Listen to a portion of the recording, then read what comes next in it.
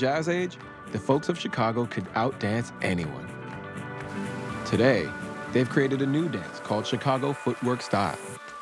Well, they say Americans have no culture, but a new film aims to set the record straight. It's called America's Musical Journey. It takes you on a tour of iconic music towns in the U.S., like the birthplace of jazz, hip-hop, country, and so much more. And here, with more about the film, is singer-songwriter and star of the film, Aloe Blacc, along with director Greg MacGillivray. Welcome to Great Day, Washington. Thank you. Good morning. Aloe, I want to start with you. You have an iconic song, Wake Me Up. It's so catchy. What made you want to move from music and songwriting to movies and telling the history of America's musical heritage? Well, you know, it's not so far away from music. I'm still working in the same genre. I got a chance to work with Mr.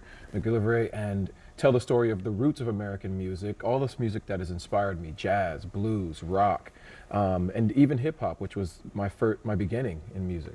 Well, we see a lot, you know, you think back to the history of music and you hear a lot about the British invasion, the Beatles, everybody, but you got to think, you've got Detroit, you've got Nashville, I mean, Seattle with the grunge music. It just was so, it's all right here. And what was the, I mean, the journey, I should say, of this, what did you discover that maybe you even didn't know about the history of this American music?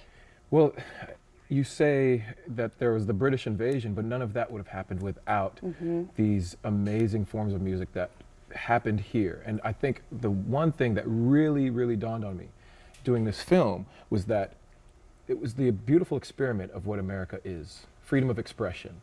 You know, despite the, you know, trials and tribulations of our past, it's the beautiful expression and this freedom that we have to come together and create however we want. That's what has ended up becoming and culminating in this beautiful music that has spread the world. You know what I love about what you said and what you're saying is that some people say, oh, you know, everything's borrowed from other countries. Nothing's truly American. But in this film, you remind us hip-hop started here, rock and roll, jazz, country music. I know you're a fan I'm a of country that. fan. Yeah, that's why I look at you.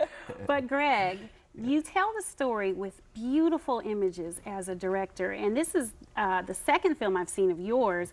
Do you use a helicopter? Do you use drones? Tell me about the imagery. Yeah, we shoot with these giant cameras, so we're giving you, in the IMAX theater, a beautiful rendition of what it is when you're there, sitting there or flying above a city. We use giant helicopters to carry this big camera and get these flawlessly smooth shots where you end up really feeling like you're a bird above the city. What made you want to explore this topic with music? Well, it's been about 100 years since the birth of jazz here in our country, and I thought it was a great story of American innovation. You know, why did jazz begin here?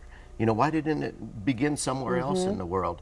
Why did rock begin here? Why did hip-hop begin here?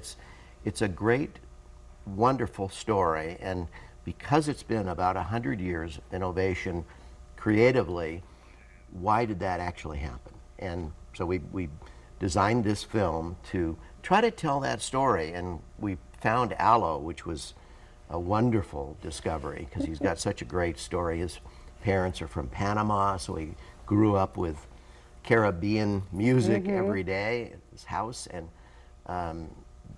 he has, you know, he started in hip-hop music initially and then moved into jazz and rock and all kinds of things, and he's probably the epitome of the Renaissance man in terms of music because he's done nearly everything there is to do.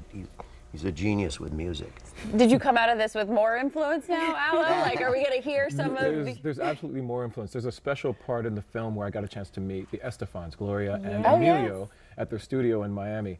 And I shared with them the song that I was writing throughout this trip called My Story. And they had some opinions about it. And I actually switched the second verse to the first verse because Gloria really liked the lyric that I started with in the second verse. And then they shared with me some of the Latin rhythm that I could infuse into the song. So being a first generation American, I'm sure you grew up with a lot of Latin music with your parents being from Panama. Do you have a favorite genre of music? It's hard to choose a favorite genre of music.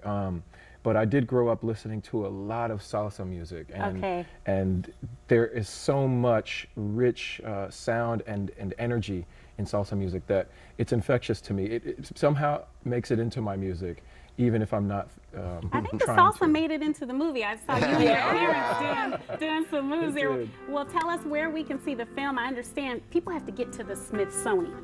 Yeah, and it's there and at the American Museum of History and right down on the mall, and it'll play there for quite a while, but it's playing just for a week in 3D.